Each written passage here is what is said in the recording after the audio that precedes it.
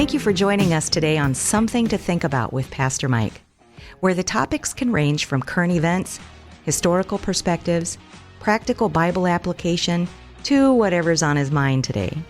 People have stereotypes of what it means to be a Christian, and one thing's for sure, Pastor Mike loves breaking those stereotypes. Pastor Mike Hasseltine is the senior pastor of Maranatha Church with campuses in Forest Lake and Chisago, Minnesota. With over 40 years of practical pastoral ministry, Pastor Mike challenges us to be real people, loving a real God, right in the midst of all our real lives. Now, here's Pastor Mike. Hey, good morning, everybody, and welcome to WAJC Radio, where you never know what's going to happen. Amen. That's right, you never know. Always a surprise. Oh, my gosh, you never know. I have a special guest with me this morning. It is our station manager, Jenni Gaskill. Good morning. I'm so excited to be here. It's great to have you here. I'm really excited because literally some of the people you play pickleball with, they paid me to get you out of up there and hurting them. So they paid me. They said, hey, Pastor Mike, could you just bring her down and put her on the station, put her on the radio show? You are so full of malarkey. Yeah, that's true, I am. One of the guys at breakfast this morning said that I should just lay my paddle between us. In case I act up or something? And we'll just call that the enforcer. The enforcer, the intimidator, yes. It's like, all you got to do is just put your hand gently over, touch the paddle, look at me. It's like, that's right. You are the big brother I never had, or maybe I never wanted. Yeah, that's probably true. Although, it's really funny you mention that because I am the oldest of 4 boys, so I have 3 younger brothers. All of them great guys. But I've always wanted a sister. I've always wanted a younger sister. And by the way, I need to clarify, a younger sister. I wanted to be the oldest. I like being the oldest. I think there's a lot of just natural benefits of being the oldest. Although growing up was maybe a little tough because higher expectations, blah, blah, blah. I was a firstborn, too. You too? Yeah, okay, so I had ulcers by the time I was in kindergarten. You had ulcers. I did. My mom and dad were trying to raise me so perfect. I had to be perfect. That literally, my mom, regretfully admits that, I had ulcers by kindergarten, first grade, somewhere in there. I had ulcers. That's how nervous. That's why you see me. I'm a nervous wreck.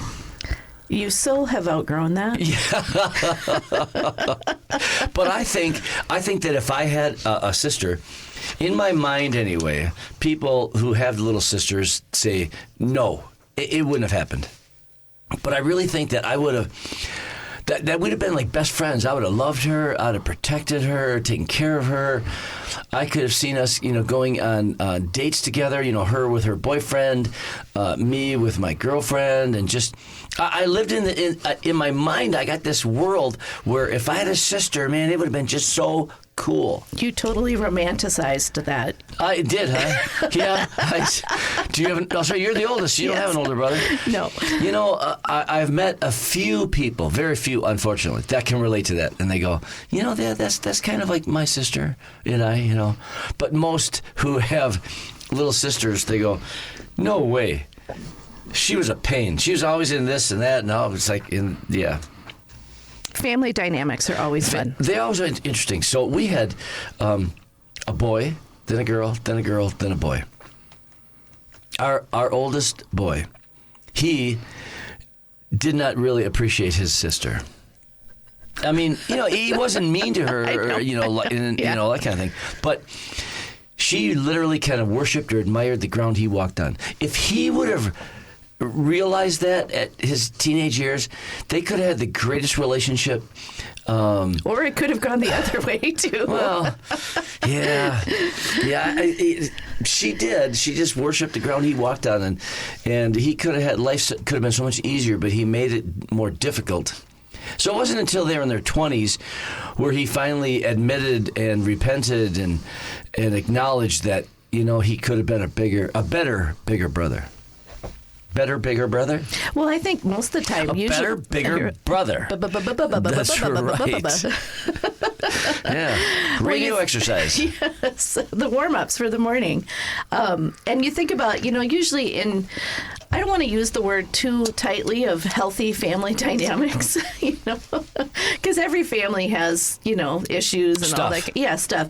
But usually the trend is you see the siblings become better friends once they get older and they get out of the cantankerous years. That is true. It most often happens that way. Yeah. Yeah. Because, a teenager barely gets along with himself.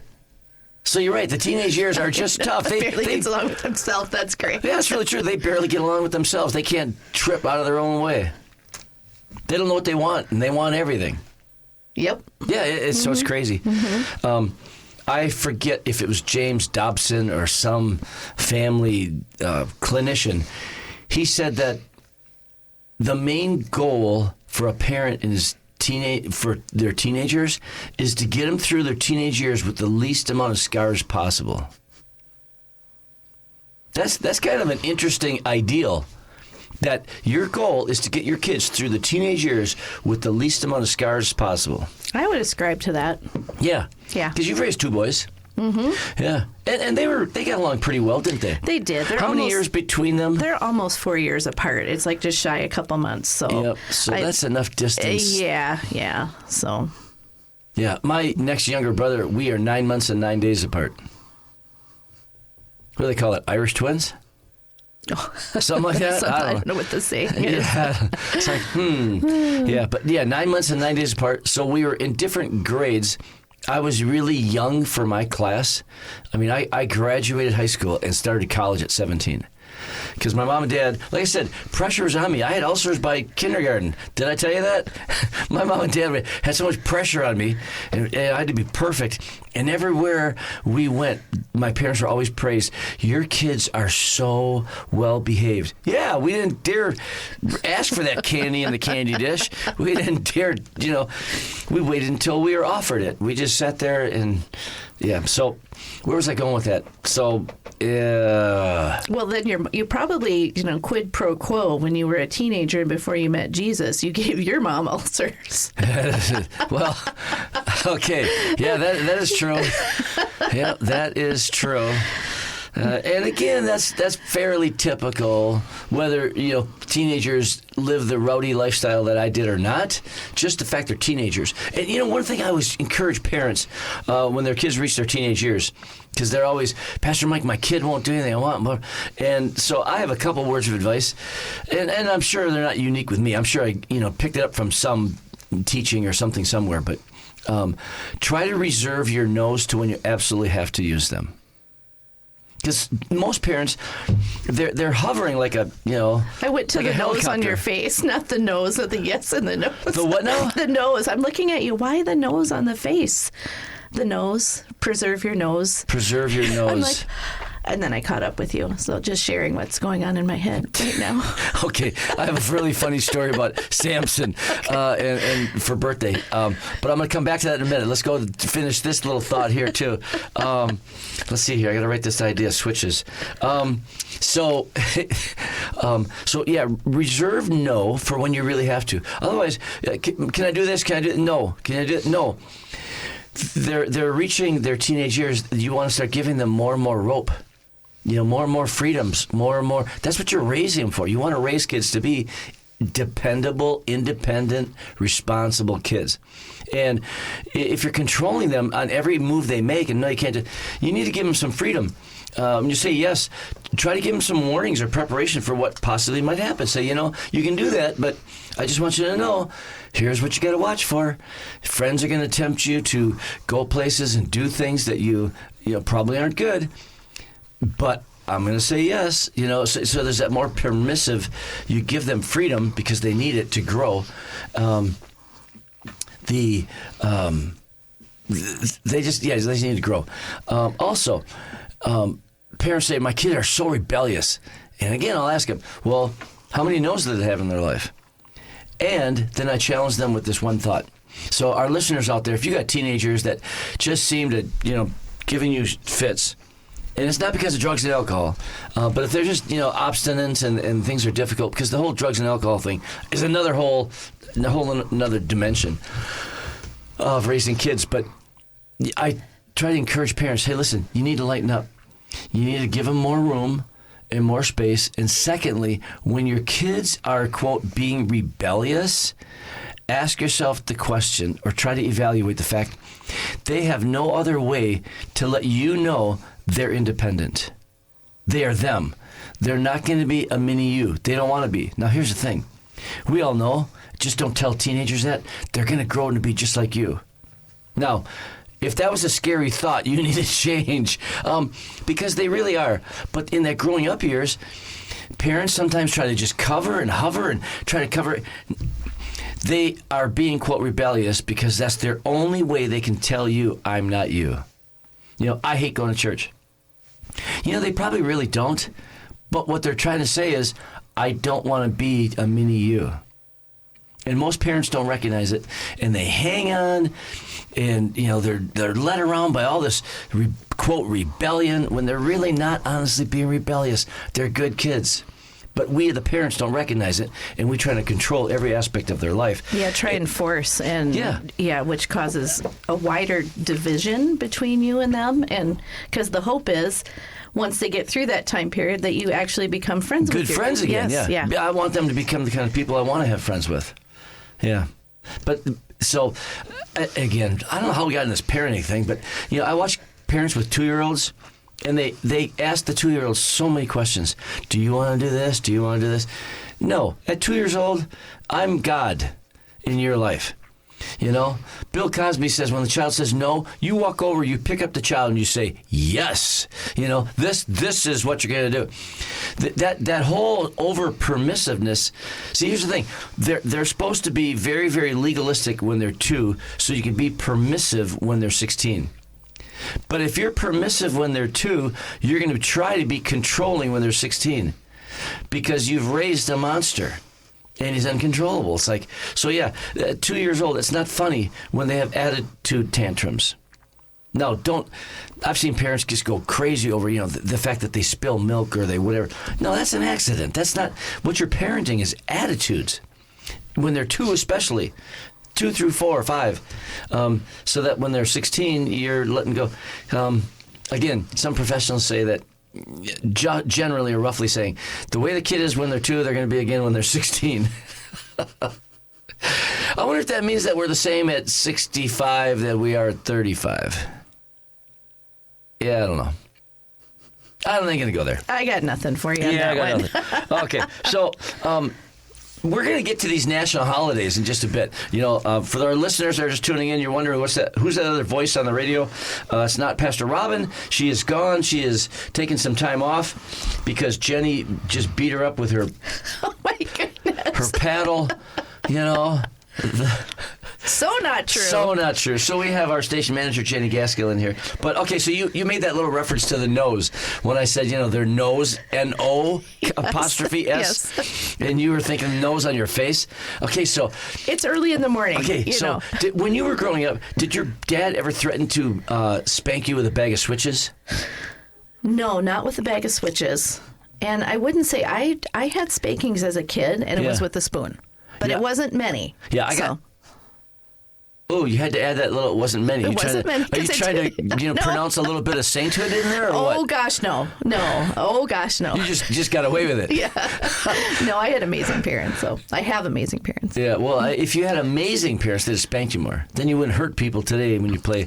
You know. Oh your my pickleball. word, you're so funny. Yeah. Okay, so I grew up all the time with and I too got spanked with basically my dad's hand, and later my mom used a spoon because she couldn't hit hard enough.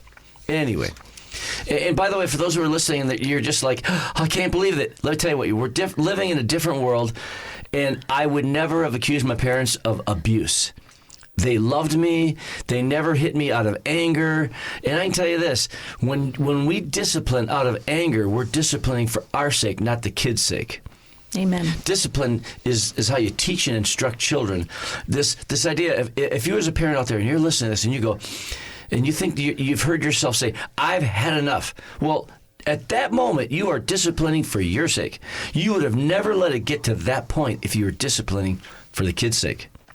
You know, the parent that doesn't command obedience to his word teaches disobedience. And then it gets out of control, and you finally come to that place where you say, I've had enough. and now you spank them or discipline them, whatever means that takes on for you, not for them. Okay, so my mom and dad, like I said, we were spanked.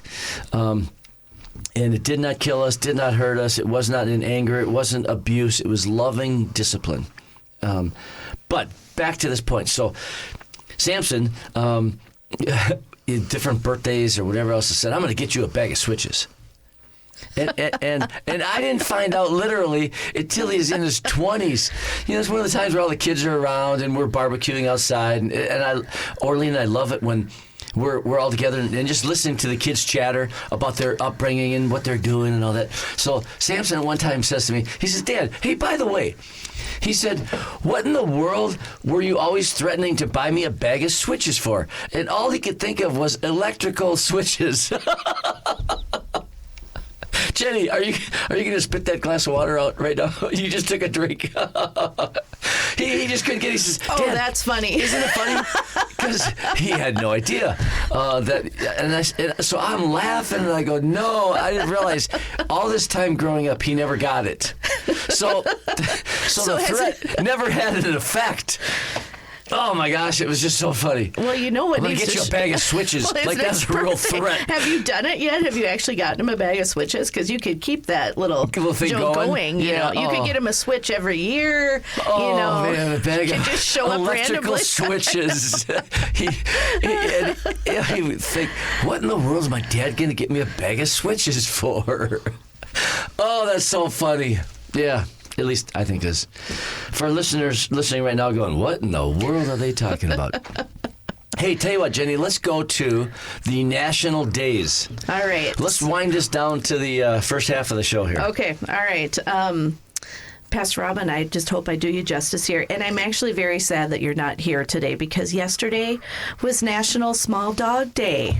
And Robin has Wicket and Pippa. Yeah, she has two very small dogs. Yes. Isn't it Pippa? That's the older one? No, Pippa's the newest one. It's the newest one? So yeah, Wicket is the tiny thing. I mean, you can hold it in the palm of one hand. Yes, named after an Ewok from Star Wars because their family, like mine, are Star Wars fans. Star Wars fans. That's where Wicket came from because the Ewok from the Endor, I think it was Endor, was the planet that the Ewoks lived on where one of the epic battles happened. So, and they actually have names, those little characters? Some of them, yeah. Some of them do. They have a prominent enough part that they have a name. Yes. I had no idea. I thought they were all Ewoks. I think I owe that one to Andrew, her youngest. And one of them is Wicket. Wicket, yes. Wicket. Her little dog would be a bite from our dog. Let's see a couple more interesting ones from just yesterday real quick. It was National Retro Day. Retro. Yes. Hey, that's always happening. Every generation thinks what they're doing is so new. Yes. And like the Ecclesiastes says, there's nothing new under the sun. Yep. It just keeps... Bell bottoms, I see, are coming back. Yep. Well, they've come around a couple times since the 70s. Man, the 70s, they were huge. Yeah. My bell bottoms would cover my whole shoe. Yeah, the 60s too, and right? drag on the ground, the 60s, then later 70s. Yeah, there was some pretty wide and bell then bottoms.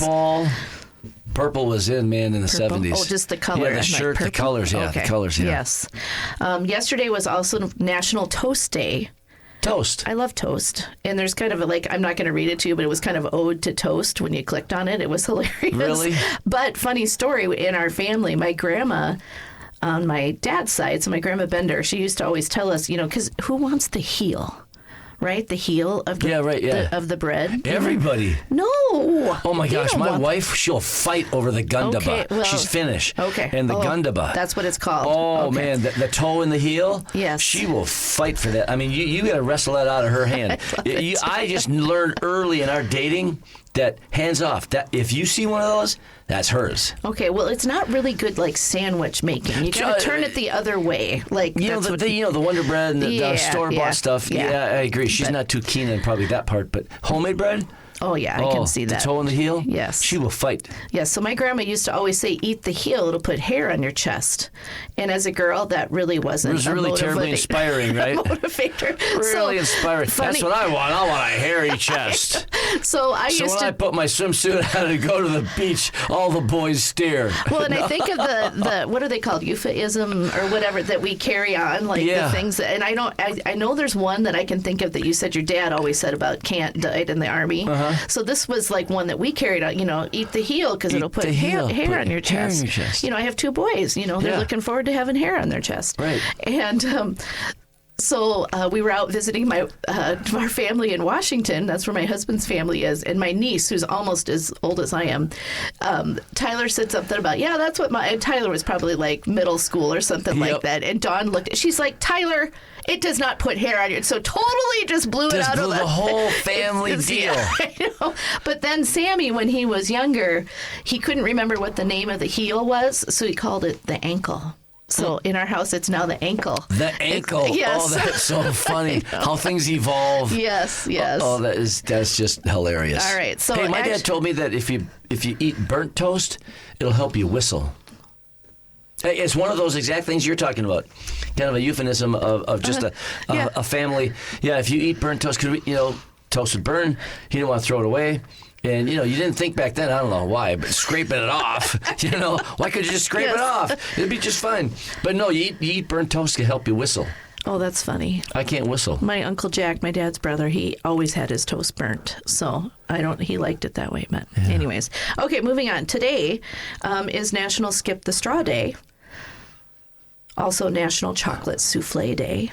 I think maybe you should buy chocolate souffle for the office staff today. Oh, God, where would I go to get that? I don't know. I don't even know what a chocolate souffle is. Souffle? It's like Je m'appelle Michel. Comment allez-vous? Il fait beau, oui. Yes, there we go. It's Chapeau, National Floral chemise. Design Day.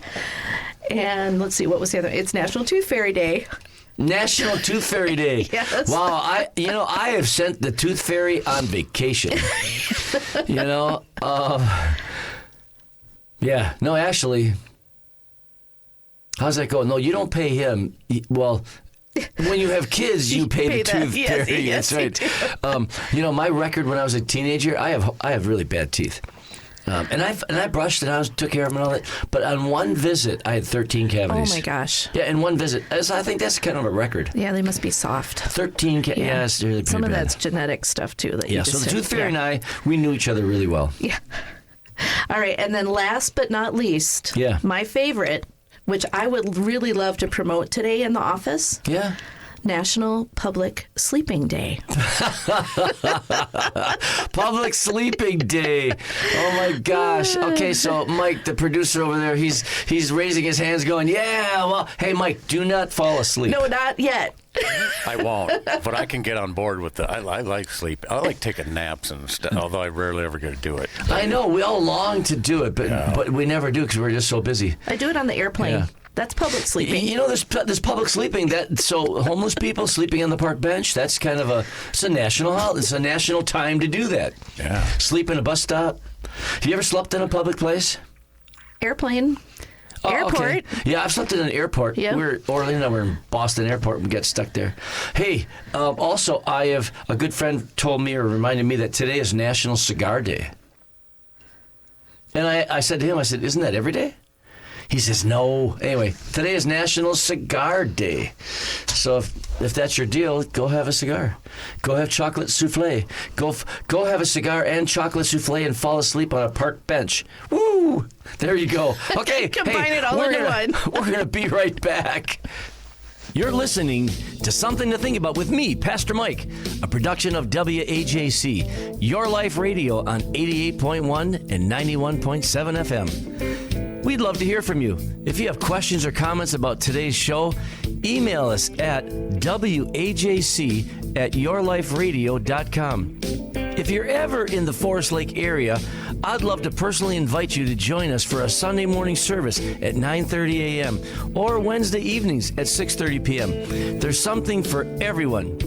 Something to Think About with Pastor Mike is a production of WAJC Your Life Radio, which is owned and operated by Maranatha Assembly of God in Forest Lake, Minnesota. You can find more information on the web at realchurch.org. Now, back to Something to Think About. Hey, welcome back. Thanks, everybody.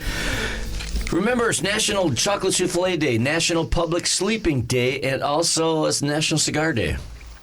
Yeah, that's just good stuff to remember. Okay, so hey, for our listeners out there, you can always email us at wajc@yourliferadio.com. Our website, yourliferadio.com. Pretty simple, Your Life Radio. And again, you can always listen to us at 88.1 to the north and east and the south metro. Oh, the south, east and south metro. Yep. And then 91.7 in Forest Lake area, the up north area here. I think I was telling people that the wrong thing the other day. Now that I see that. Well, you called me. I was thinking 88.1. Well, you called me to clarify. Yeah, you gave me the wrong advice. Okay, you didn't. I'll be your scapegoat. Okay. Yeah. So, we don't want to do that. I wrote that down just this morning. Yes, you did. So you have it right.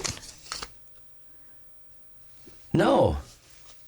88.1 north, which is the north area, is what you told me. And here it says 80. Hey, to our listeners, just enjoy this little discussion we're having on live here. You said 91.7 is the north on this. That's right. That's Forest Lake. This is right. Yep, so that's what you right. told me this morning is wrong. I'm glad I'm not the only one that has little foggy spots in my brain. I'm going to choose not to argue with my boss on the radio. That's good. Wait, this is way too funny. Hey, that's a good idea, right, huh? Oh, man. Jenni, it is so good to have you here because I harass you and I tease you every week about your pickleball prowess. Yes, you do. So when did this affection for pickleball start? How did it start? Well, Who introduced you to the game? That's a good question. I was a member at the Y years ago, and I would always, and I mean, I haven't been to the Y since, 2020 when it shut down and all that kind of stuff during COVID. But there was always an active group in the mornings there during the time that I would work out, and it intrigued me. And I played once or twice, and they were kind of cutthroat. And I didn't really understand the game. I didn't do any investigating. And then I didn't play for a long time. And I'm trying to remember actually what the impetus was for starting again. Let me interrupt you. So the women you saw playing, were they younger or middle-aged, older? Was mixed. Was it? Oh, it was just mixed. It was kind of all over the board. Yeah. Just people playing pickleball. Mainly retired people, Okay. 50s, 60s on Okay. up, And people who don't know you, I just need to let them know. Jenni has always been, her whole life, she's very active, very athletic, very coordinated, very mean-spirited. Okay, not mean-spirited. She's very competitive. She does thrive on competition. Again, very athletic, sportsy-oriented, hiking, and just all that stuff. So that's the makeup of Jenni. So she's seeing this stuff. You see this, and so you don't really remember like the first time you went on the court? Or well, I with do who? at the Y. It was with a friend of mine from one of the other moms from school, and we had no idea. We played the long game and singles, and that's a lot of work. What's a long game? Like you're just in the back. You don't because the whole point of getting up to the kitchen is where the real fun happens. Oh, when it's really quick action. Yes, you gotta exactly. Be, oh my God! I know. Remember you asking me like, what's the equivalent of a NASCAR exciting moment in pickleball? And I showed you a video of like, this is what we call a firefight in pickleball. Oh So man, fun. I don't understand how they can do that. Oh yeah, these youngers with how quick their hand-eye coordination is and how it's just amazing. So anyhow, and then my sister, her significant other, he is instructor and he's really good. He's like a 5.0. That's like top level player. That's how they grade them 1 through 5. Yeah, and I think they Do go they go beyond to that too. like -5 to +5? Because I think I might be able to play down in the -2 range I or think something. that's where I've been at times too. Like, that was kind of a negative below zero play day.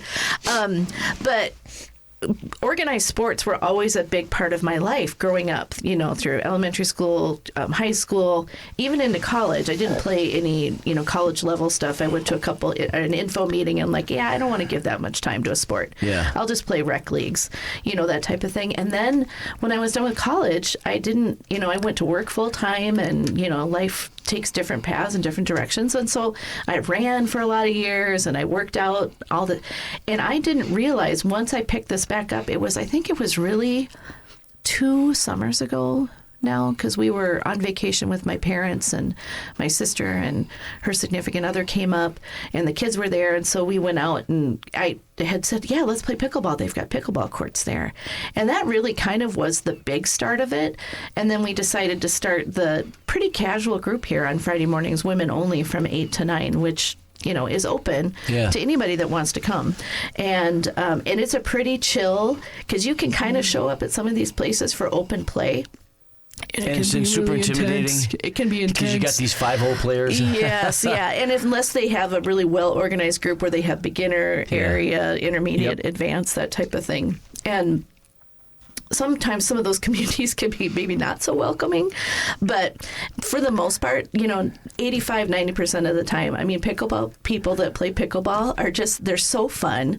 They have a great, and they're doing it for fun. Exactly. But there's an intensity too, because but I didn't realize it just really, yes, it's a team sport, and I have one partner, my friend Kim, who, we try to play together pretty consistently. We don't get enough time to do that, but the social aspect of it and the people that I've been meeting, and if I am playing with someone that's super intense, my whole goal of the game is to get them to smile.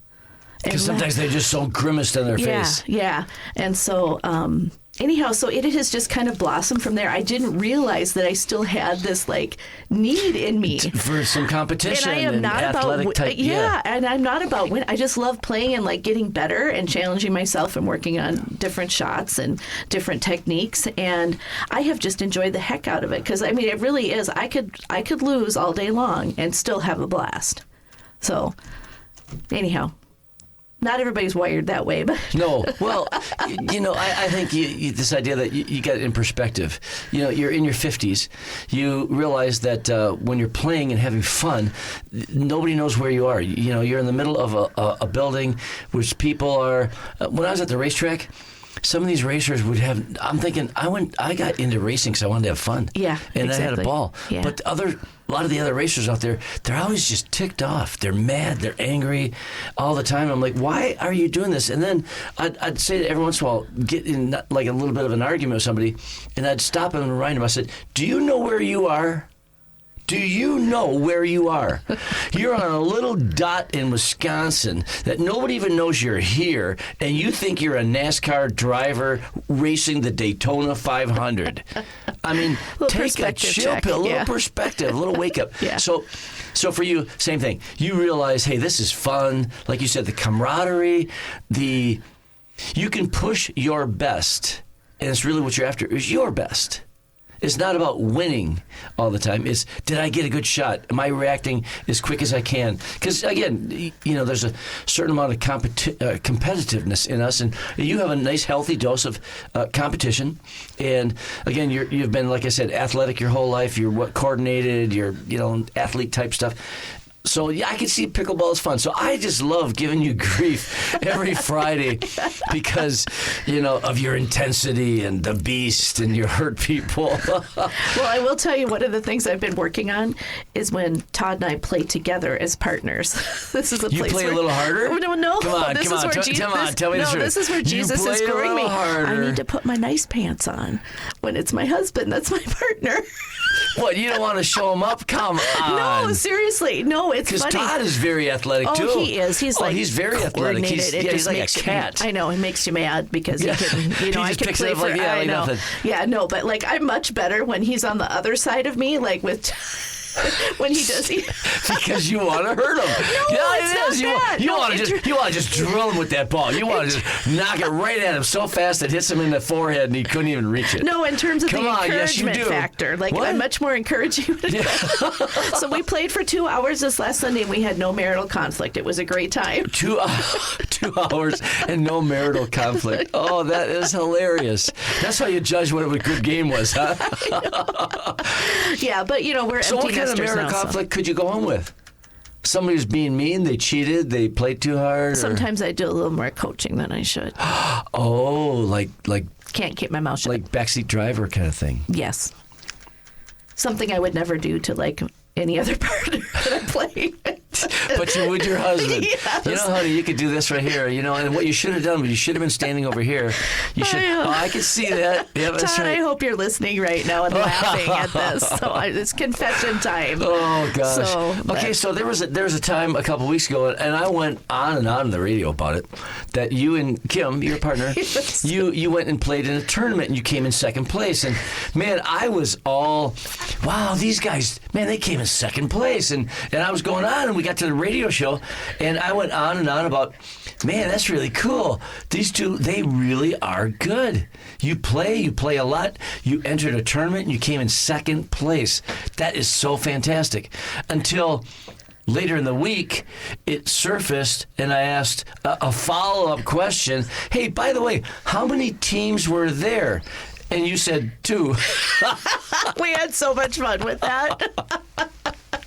Oh, I know what it was. The guy showed up at the office here. Brad, yes. To give you your second place medal. Yes. And that's when I was going on. Because we and on. harassed him. Oh gosh. Yeah. Second place. Yeah. Dominating.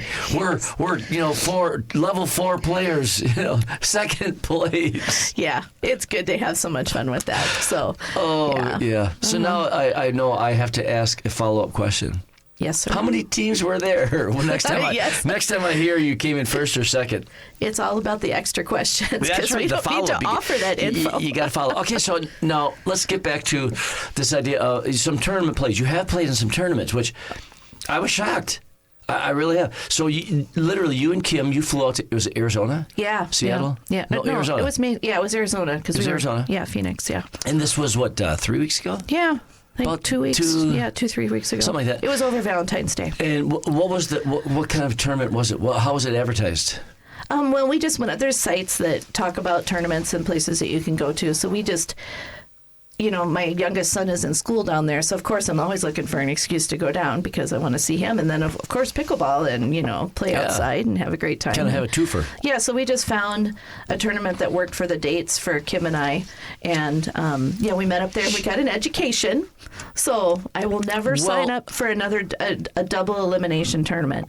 So explain a little bit more what you mean by that, because our listeners going, okay, yeah, so you went out there, and so what was it like? How'd you do? Okay, well, we Did registered. you come in second? No, I don't know. I did not go back and look at those standings. This was a really big tournament.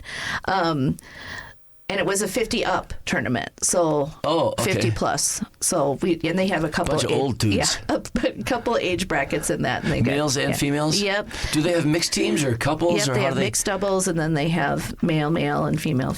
Oh, okay. Yeah, doubles. So So we were in the lowest end of the skill level that you could register for. Oh, okay. So like 2.5 to 3.0. Yep. So we had fun. We held our own. The first game you played the best 2 out of 3, and we lost 10 to 12, and then 11 to 7 or 11. Oh, so to 8. it was competitive. Oh yeah, and then but then after you lost, so then you had one more game to play. what they call the opportunity bracket, aka the losers bracket. Yeah. and then they only did one game to 15. And then there was a rain delay in there. Of course, the one day we were there in Mesa, there was rain. Enough to make the courts wet enough. They were slippery. They don't want people playing. Old people hurt themselves if they don't, treat their bodies right in pickleball. They're keeping all the orthopedic companies in business. Around there, yeah. Everywhere where there's pickleball. Yeah. So we sat for a couple of, probably 2 hours in between, which you can, and we had fun watching and taking in the culture and all that and meeting people. Lots of people from Canada there. Heard Francais being spoken. And, and then we did not do so well. We lost 15-3. So. Oh, wow. Yeah. But anyhow, I would definitely, if any other tournament I ever paid money for, it would always be round robin because I just love to play. Yeah. So we only got 3 games, in that. And 3 and out. Boom. Yeah, exactly. You're done. But that's okay. We learned a lot. We had fun. It was fun to be down there together and do something different. I remember the idea people need to realize in this country we put so much on winning, we forget sometimes the emphasis of doing and enjoying. So things are fun. Go do it because it's fun. And it's intimidating to do things for the first time. Like enter a tournament. You don't know what you're doing. You've never been there before. And it can be very overwhelming. But you just got to do it. You got to risk. I'm not sure. I think I told the story maybe even just last week. I don't know. But when I went motorcycle racing, Samson was with me. He was a teenager. And he tried to, watch my ego and all that. Because when I first went out there, people were passing me. And he was sensitive to my ego. He says, well, Dad, he says, you can go a little faster. I go, Sonny, I'm going as fast as I can go. And there was a long pause, and he goes, but others are going faster. They're passing you. And I said, yep. And the idea of try stuff. You don't have to be a superstar and succeed at things to have fun and enjoy people having fun. Just realize it and go for it. Yeah, have fun. Yeah, and I'm having lots of conversations with Jesus about how I can play pickleball and be his representative, like full time, and get paid for it. Okay. No, I'm always representing Jesus. So are you trying to look for another job? Is that what you're telling me? No. I got to watch out and watch because you're leaving here? You're going to try to do something like that? No. It's like, no. Okay, so when I went racing, same thing, though. I realized I went there. I'm going to have fun, but I want to be a positive influence for Jesus. And watch for the openings. And let people see that there's difference. Yep. I'm not going to be throwing wrenches and being all upset and bothered and frustrated and all that. No, I'm going to have fun and do that. And then I did let the ownership know of the motorcycle racing tracks. I used to do chapel services up at Brainerd, on Sundays several times, and built a race car for my wife. She raced up there. And anyway, so I did the circle track racing on the motorcycles, the Grand Prix. I let the guy who ran the thing, let him know, hey, I'm a pastor, and would you just announce that there will be a Sunday service here, at 8:30 in the morning if those who want to come. And man, about 40 people showed up.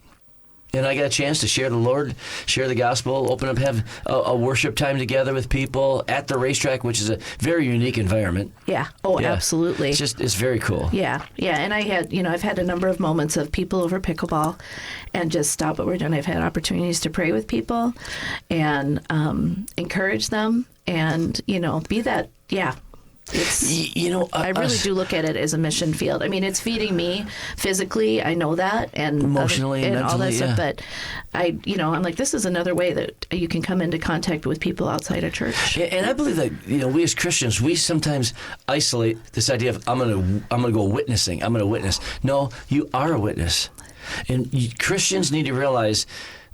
Take whatever hobby, whatever you like to do, make sure that you carry your love for Jesus in with you to that. Because when you're having fun, you're at your best. And there's no better opportunity to be your best and giving credit and glory to Jesus. Well, and it's a form of worship like we've been talking about. Yeah. I think it was a couple weeks ago. I was talking about how when I ride my motorcycle, I feel God's pleasure. Yes. I told Samantha when she runs, I saw her playing soccer, and when she's playing with the boys, she kind of held back a little bit because she didn't want to stand out. And I said, honey, God is not pleased with that. He made you fast. It'll bring him glory if you play to your limit. Again, you don't got to be the best. Just play to your limit. And remember is it Paul Little? I can't remember the guy's name. An Englishman. During the Olympics, there was a show, Chariots of Fire. Remember years ago, the Chariots of Fire? I hear the music already. I won't sing it. Yeah, Chariots of Fire. And some people were threatening or telling him, no, hey, you need to leave. And he said, no, he wanted to stay in the Olympics and race. And then he even didn't race on a Sunday because it was a Sunday. He didn't want to run on a Sunday. But one of the lasting statements for me in that movie was, he said, when I run, I feel God's pleasure. That whole concept that he finds joy when we're having joy. Not just when you're preaching, not just when you got your, best Christian game face on, No, it's when you live your life to the fullest. Jesus said, I've come that you might have life and have it abundantly. Amen. And as we live that life that way, it brings God glory. And so often we talk about 4-quadrant living here at Maranatha all the time, and how people, I know that our culture in general has become more health conscious. I mean, it's in our face in so many ways. But we as Christians, just growing that quadrant, it's just as important as the other three when it's based off Luke 2:52, where Jesus grew in wisdom and stature and favor among men and God. Stature, that's physical, with God and men, and we sometimes cannot really emphasize. We emphasize the spiritual. Yeah. Grow closer to God, grow God. And again, not a bad emphasis. However, it's the complete person. A balance. Yeah, a balance. Yeah. So there was, quite a few years ago, I remember in my devotions I was praying, I was like, Lord, I just need to hear your voice. Man, I need to hear from you. And literally, as I was there, the Lord spoke to me. He said, the 3 P's of success. And again, out of the blue, I'm like, wow, the 3 P's of success. I have pen and paper, which when I'm having devotions, I always have pen and paper ready. That's 2 P's, pen, paper. Ooh, Okay, wow, sorry. Good pickup there. Wow. No. Anyway, I really believe the Holy Spirit just spoke this. He says, principles. You have to know what to do. Do you know what to do? Whatever that job is, to our listeners out there, it's like, I really believe these were the 3 P's to success. So principles, you have to know what to do. If you're an accountant, you need to know accounting. If you're an attorney, you need to know law. If you're a janitor, you need to know cleaning supplies and your tools and whatever it is your job is, you need to know that job. In the military, they train you to this particular field. If you're artillery, you should probably know how to fire that cannon, whatever. So then the second P is practice. Can you do it? We've all met Cliff Clavins. They know everything, but they can't do anything. Practice. So you know what to do, and then can you do it? Do you know how to do that? And then the third P, again, is just as important as the first 2. In fact, to be truly successful, you have to have all 3. And that's why I'm thinking, yep, this was from God. And that is people skills. If you know what to do and you're the best at it, but nobody wants to do it with you, you are no benefit to the company or to life. You have to have all 3. Bell. And then if you have if you have great people skills, man, you're the life of the party. People love to be around you.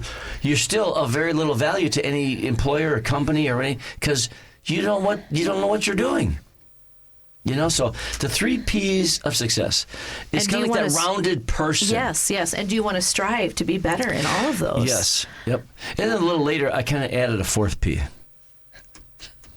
And that's perseverance. So true. Overnight so success needed. takes about 25 years. We need to work at things, and there's where I really challenge Christians and even our listeners out there. Something? If life were to get tough right now and you needed to trust and depend on God, could you? What I mean by that is you need to start learning how to do that, so that if and when it happens, it's something you've been working on. When I look at musicians, I go, God, I wish I could play like that. And then you start talking to them, and they realize they've been playing for 20 years, 30 years, sometimes 40 years. Out of the womb, practically, sometimes. They've been playing and practicing and all that. Jamie showed us a picture of TT's brother, who's a bodybuilder. I'm like, is that a fake picture? And then I read the caption. I'm like, holy cow. And so when you look at somebody that's in that condition, in that body, there's no fat, ripped in muscles and big. That didn't just happen. That was hard work over a long period of time. Spiritually, people want to have a great relationship with God. My question to you is, well, when are you going to start? When are you going to start growing spiritually stronger? When I first said yes to Jesus back in the late 90s, I remember one of the first things I learned, and I wouldn't have called it this then. It was just it was a takeaway from a Bible study of putting into practice every day, just asking God, Lord, the next hard thing that comes, I want to be prepared for you to be my first go-to. Yeah. That's the first place I want to go that is you. Great. And prayed that for a really, really long time. And so in terms of, I guess it was a discipline, just to remind myself, Yep. I don't have to do that although he's reminded me in the last few months of that. So it makes me wonder what's coming, but not that I was like, who knows what's there. But that's what I want my first response to be, is to turn to him. What a great prayer. Hey, Lord, I pray that you'd help me to be aware that when things get tough, my first response is, where's God in this? I'm going to lean on you. I'm going to trust in you. That is a great concept. Man, so our listeners out there, man, why don't you adopt Jenni's mindset like that? Is, hey, Lord, prepare me for when the next difficult thing comes. And trust me, there's going to be a lot of difficult things come in every one of our lives. That my go-to first is to Jesus. That's my go-to. God, where are you in this? Help me. Let me rely on you and trust you. Because nothing happens in my life without him being aware. Amen. And he loves us. Praise God. Jenny, thanks for being with me today. This was fun. It was great. I got Thank a you for chance having me. to harass you. And I just warned you ahead of time. Be prepared. I'm not going to let up. I'm just going to continue to harass you. Our station manager, Jenni Gaskill, great to have her with us as our guest. You all have a great weekend, and I look forward to seeing you next Friday. Hey, thanks for tuning in today. Please join us right here each Friday morning at 8 a.m. If you have any questions or comments about today's show, email wajc@yourliferadio.com. You can hear more from Pastor Mike at Maranatha's website, realchurch.org, on the Messages and Media tab. The opinions expressed here are not necessarily those of the owner.